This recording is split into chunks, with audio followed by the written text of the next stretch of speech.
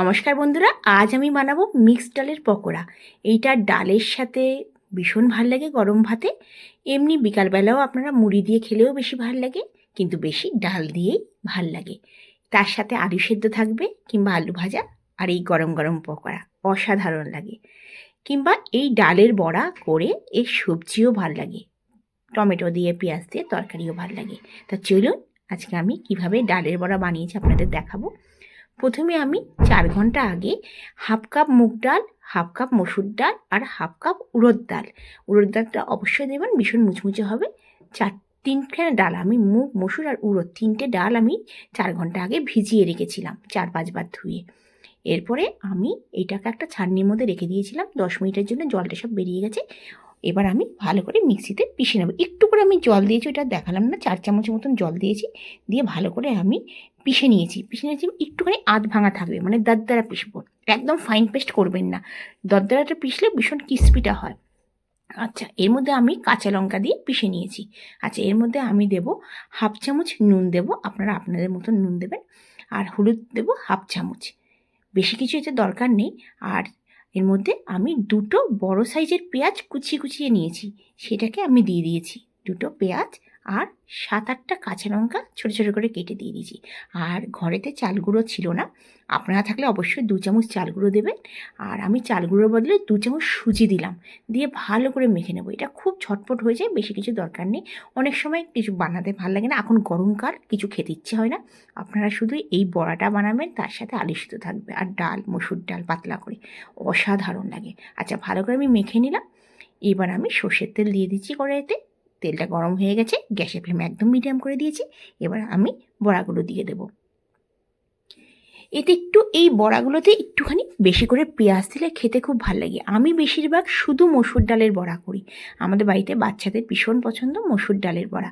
কিন্তু আজকে আমি উড়দ ডাল, মুগ ডাল আর মসুর ডাল দিয়ে বানিয়েছি, ভীষণ ক্রিস্পি হয়, কারণ উড়দ ডাল আছে।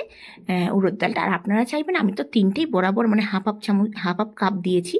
আপনারা যদি চান, অনেকের উড়দ ডালটা মানে হজম হয় না, আপনারা চাইলে মুগ মসুরটা একটু বেশি দেবেন, উড়দ ডালটা একটু কম দেবেন, দিয়ে করবেন, কিন্তু অসাধারণ লাগে। পারলে আর 1-2টো ডাল দিয়ে দেবেন।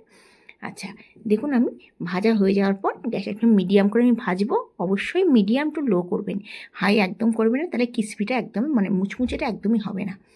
আর দেখুন কি সুন্দর লাগছে, খুব ঝটপট এই বড়াগুলো বানিয়ে নিন, আর গরম ভাত বানান, দারুণ লাগবে। একটা কাঁচা লঙ্কা দিয়ে অসাধারণ লাগবে।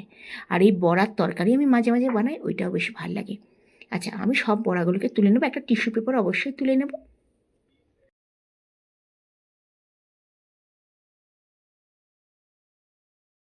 বাকি বড়াগুলো আমি সেম প্রসেসে বানিয়ে নেব। আজকের ভিডিওটা যদি আপনাদের ভালো লাগে অবশ্যই লাইক করবেন, বন্ধুবান্ধবের কাছে অবশ্যই চ্যানেলটিকে শেয়ার করবেন, আর যদি এখনও পর্যন্ত সাবস্ক্রাইব না করে থাকেন, সাবস্ক্রাইব করার অনুরোধ রইল। গরম ভাতের সাথে ঘি দিয়ে মসুর ডাল, তার সাথে আলু সিদ্ধ, আর তার সাথে এই বড়া হলে তো কথাই নেই। কিংবা বিকালবেলা চায়ের সাথে মুড়ি দিয়ে অসাধারণ লাগে এই বড়া, অবশ্যই বানিয়ে নিন। আপনাদের এই রেসিপিটা কেমন লাগলো, এই বড়ার রেসিপিটা কেমন লাগলো অবশ্যই জানাবেন। যদি ভালো লাগে ঘরে বানিয়ে কমেন্টসে জানাবেন। আপনারা আমার ভিডিওটা কোত্থেকে দেখছেন আমাকে জানালে ভীষণ ভালো লাগবে। দেখুন এবার সবগুলো তুলে নেব। আমাদের খুব চটজলদি তৈরি হয়ে গেল মিক্সড ডালের বড়া কিংবা মিক্সড ডালের পকোড়া। এখানে ইউপিতে এই বড়াগুলোকে বলে মগৌরি।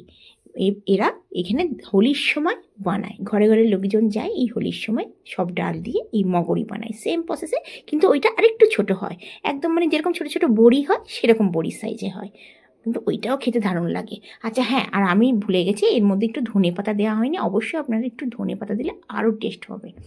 আবার আসবো নতুন দিনে নতুন ভিডিও নিয়ে। আপনারা ভালো থাকবেন, সুস্থ থাকবেন, এই কামনা করে আজকের বড়ার ভিডিওটা শেষ করছি।